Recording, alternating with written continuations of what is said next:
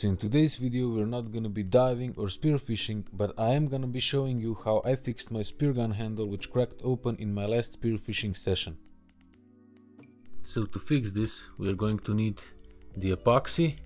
I have the screwdriver here because I'm gonna be removing some leftover bad plastic, some gloves, something to shape the epoxy. I have the straw here, a toothpick. This is to mix the epoxy, random plastic, and something to put under the gun because I don't want epoxy all over this table.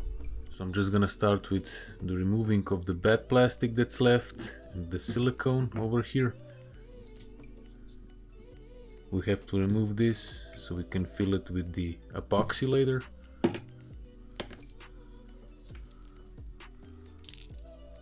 That's good enough. So now the epoxy. I didn't notice at first, but you actually get this tiny plastic stick with it so we can shape the epoxy, and I'm gonna use it because it's just perfect for this. And the good thing about this is it's already in the right ratio, so it's perfect.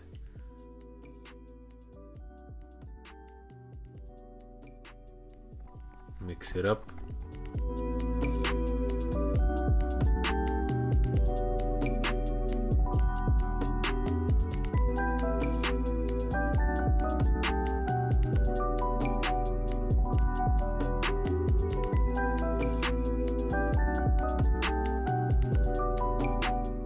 So the gravity isn't exactly doing me any favors right now because I thought this was a fast acting epoxy, but after checking the label again I've just found out this is the OG epoxy.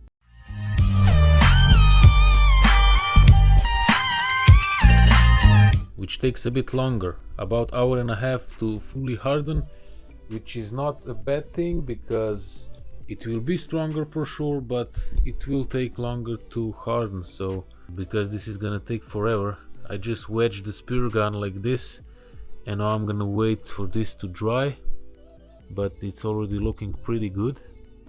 So I left the epoxy to dry overnight just to be 1000% sure, and now what I'm doing is I'm stripping off the old silicone so I can replace it with a new one.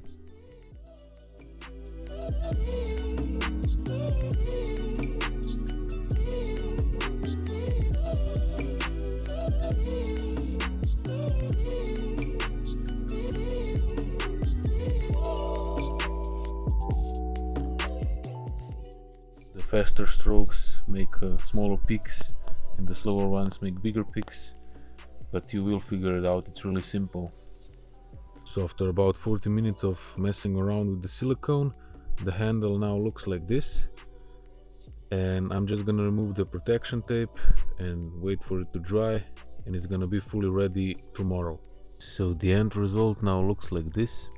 I'm pretty happy with it. The handle is now as it should be. So that's all for today's how-to DIY spearfishing video.